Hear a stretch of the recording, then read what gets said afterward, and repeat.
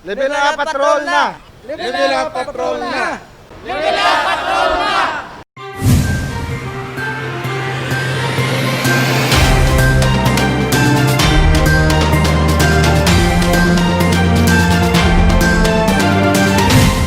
Business one-stop shops ang Iloilo City Government sa mga malls ang nagahatag sang convenience sa mga nagaproseso sa ila business permit kag iban pa nga transaksyon.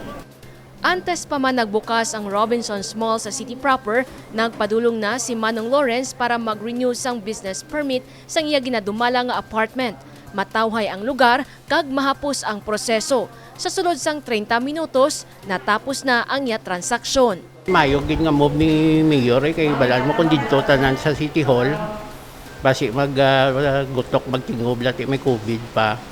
At least mayo may mga malls siya nga ginbutangan para at least ang tao maglakta bala nga hindi magtingob sa City Hall.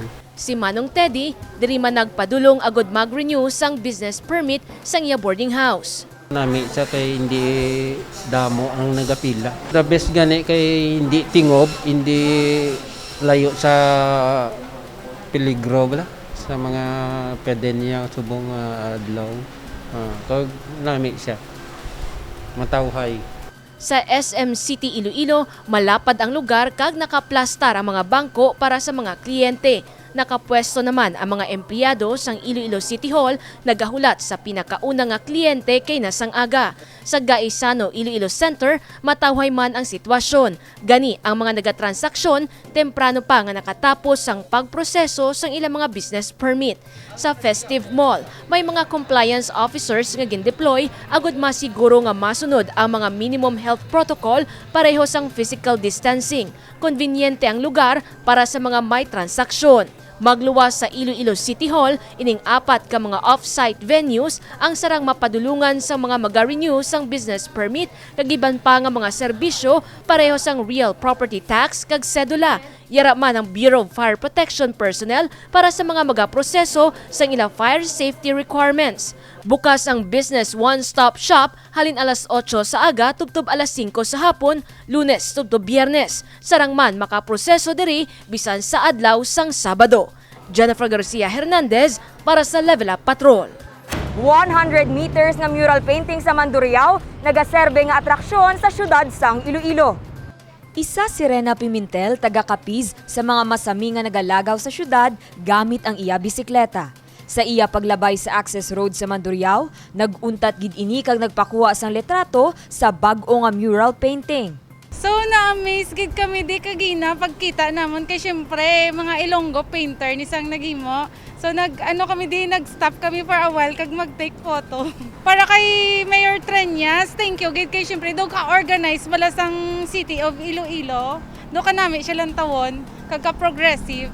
Ang call center agent nga si Raymark Pasinahen, masami nagalabay sa lugar. Kag sa kada maglabay, nagabalikid ini sa mural painting.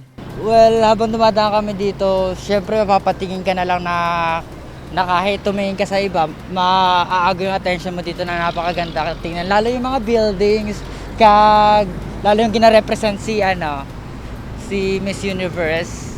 Well, daw ma-appreciate mo masyado. Masaya na ma-appreciate mo yung ganda ng paintings niya. Magaling yung mayor ng Iloilo na nagpapatupad sila ng maayos sa protocol ng city kag. Well, makikita mo naman sa mayor kung sinusuportahan naman nila yung mga tao na gumagawa ng ganito na para ipakita kung ano at saan yung galing ng mga Ilonggo. Ang taxi driver nga si Tatay Winner, masami man nga nagalabay sa lugar. Bilang residente sang Iloilo City, bugal niya ang mga programa nga ginahimo sang lokal nga panguluhan, ilabi na ang mga mural painting nga obra mismo sang mga Ilonggo visual artist. Katahom diri sa mga muli nga side sang Bulilaw man, matahom gid. Sa ini isa man sang project sa aton nga mayor. Madam, og salamat kay katahom. Kung may mga bisita nga maabot, ma-appreciate katahom sa ini nga side. Subong, isa na ang mural painting nga ini sa mga ginapadulungan sa mga residente man o kung nagaagi lang sa syudad. Sa pagdamo sang mga nakaapresyar sang lugar, may pahanumdum si Tatay Winner. Mahappy ka kay matahom ang area kag malimpyo. Subong aton syudad ginakilala man nga matindog sa bilog nga Asya. Di man na Kinanan kami man nga diri sa barangay Bulilaw, ginaagdaman namon nga hindi magkarat sa mga higko. Buligan ta, hindi man lang ang aton opisyal makatinlo, kundi kitang mga pumuluyo. Ginapasalamatan man sini ang mga programa sang alkalde para sa syudad, partikular na ang paghatag oportunidad sa mga local artist.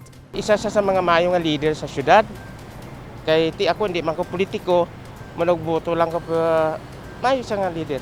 Wala ya ginapabayan, gina-upgrade ang syudad ta.